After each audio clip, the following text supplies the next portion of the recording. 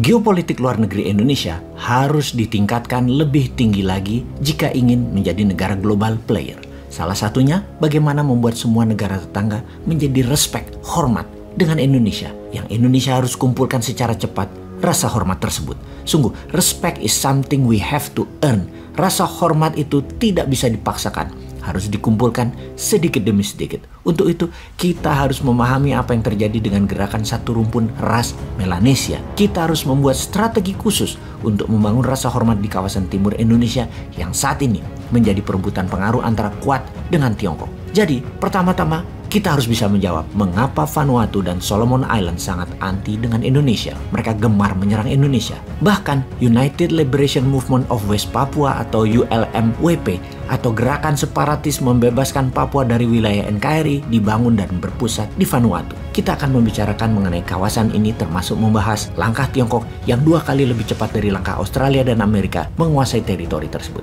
Video narasi kali ini didukung oleh aplikasi Dinaran. Dinaran adalah banking sistem layaknya uang Anda diletakkan di BCA dan Mandiri. Ada debit card untuk transaksi edisi dan ATM. ATM-nya GPN. Selama ada logo GPN, kartu ATM Dinaran bisa tarik tunai. Dinaran yang membedakan dengan BCA dan Mandiri adalah rekening rupiah Anda tadi ada jumlah gramasi emas yang setara. Kalau Anda letakkan 10 juta rupiah, maka di debit card Anda ada kurang lebih 10,3 gram emas juga sebagai underlay-nya. Gramasi emas selalu sama, namun nilai rupiah turun naik berdasarkan naik turunnya harga emas dunia. Ayo sahabat, registrasi di aplikasi Dinaran di Google Store dan Apple Store segera dan pastikan rupiah Anda ada emasnya. Kita lanjutkan pembahasan tentang wilayah timur Indonesia. Kita bahas sebentar tentang perang asimetri. Perang asimetri adalah bentuk perang yang tidak serupa, tidak semodel. Kalau kita ibaratkan di dunia bisnis, yaitu matinya kantor pos dibantai SMS atau WA dalam perang informasi. Beda model bisnis dari surat menyurat ke SMS dan WA, namun tetap mati itu kantor pos. Jadi di dalam asymmetric war, di mana musuh menggunakan kekuatan hard power militer yang menggunakan senjata, dilawan tidak perlu dijawab dengan senjata secara frontal, namun bisa melawan dengan bentuk lain, yaitu perang diplomasi atau perang pengaruh politik ditambah dengan perang ekonomi misalnya. Kembali ke Papua. Saat ini ada OPM atau ULMWP, sebuah organisasi yang ingin Papua lepas dari Indonesia. ULMWP tidak perang senjata tapi membangun diplomasi ke Eropa dan Afrika, juga ke kawasan Melanesia. Baiklah, kita rinci sedikit tentang ras Melanesia. Ada 5 provinsi saudara kita di Indonesia yang rasnya Melanesia, seperti NTB, NTT, Flores, Maluku, Papua, di mana ras Melanesia tadi sama dengan penduduk di wilayah Papua Nugini, Fiji, Vanuatu, Nauru, Kepulauan Solomon, dan lain sebagainya. ULMWP, United Liberation Movement of West Papua, ini mepet secara kultural, ras, dan diplomasi ke negara-negara Melanesia di Pasifik Selatan. Secara pribadi, Bosman ini cukup tahu wilayah tersebut semua karena lama beredar di sana atas nama informasi pertahanan. Saat ini yang menjadi pejuangnya adalah Dubes Indonesia untuk New Zealand. Berat tugas dia. Berat memang melawan perang asimetrik di Papua itu. Perlu keseriusan pemerintah pusat.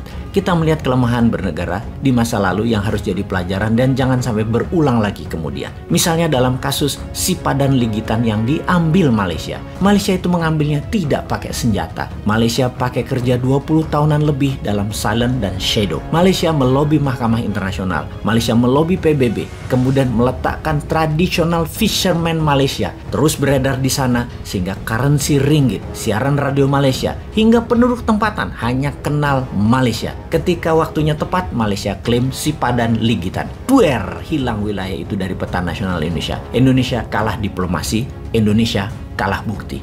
Itulah perang asimetrik. Itulah juga strategi Tiongkok dalam perang dengan Kuat di Pasifik. Kita kembali mendiskusikan strategi Tiongkok melawan Kuat di Pasifik. Sahabat semua, kita tahu negara Pasifik itu bukan negara berkembang yang bodoh. Mereka cukup pintar memahami langkah Tiongkok. Tiongkok menjanjikan banyak hal dalam perjanjian dengan negara Pasifik tersebut, seperti menyediakan dana $3 billion untuk membangun infrastruktur, kemudian strategi penanganan dampak perubahan cuaca yang bisa menenggelamkan banyak pulau Pasifik, mengirim 200 tenaga medik dan 5 juta vaksin untuk menangani virus Wuhan, 2.500 guru dan dosen, dan 1.000 tentara untuk keamanan, dan Dalam deal kali ini juga ada kalimat Tiongkok boleh membangun pangkalan militer, maritim base, serta meletakkan personil militer di kawasan Pasifik tersebut.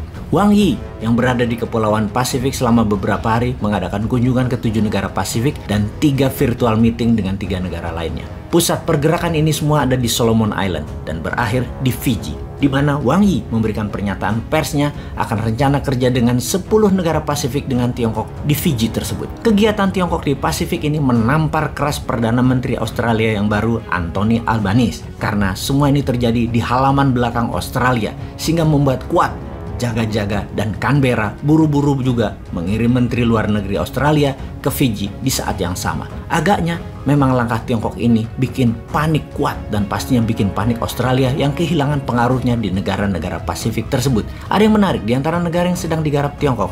Di negara Pasifik tersebut ada satu negara kecil yang melawan dan tidak mengizinkan wilayahnya untuk di-fishing, diambil ikannya oleh Tiongkok dan tidak mau join kesepakatan dengan Tiongkok. Dialah Mikronesia. Mikronesia negara kecil yang penduduknya hanya 150.000 jiwa, di mana Presiden Mikronesia David Panuelo menuliskan surat peringatan atas langkah soft power Tiongkok ke 21 negara Pasifik sebagai langkah penaklukan dan berpotensi penghilangan kedaulatan atas negara Pasifik atas kekayaan alamnya sendiri. Tiongkok dianggap sedang cari akses untuk kendalikan regional Pasifik. David Panuelo meminta 21 negara Pasifik menolak kerjasama dengan Tiongkok. Di sisi lain, Tiongkok menyangkal adanya surat peringatan dan email dari pemimpin Mikronesia tersebut kepada semua negara Pasifik, termasuk 10 negara yang akan menjalankan kerjasama ekonomi dengan Tiongkok. Demikian Wang Wenbin, juru bicara Kementerian Luar Negeri Tiongkok, berkali-kali menyangkal adanya surat Panuelo tersebut, karena Tiongkok percaya kerjasama ini akan menguntungkan semua negara Pasifik. Tetapi kita percaya,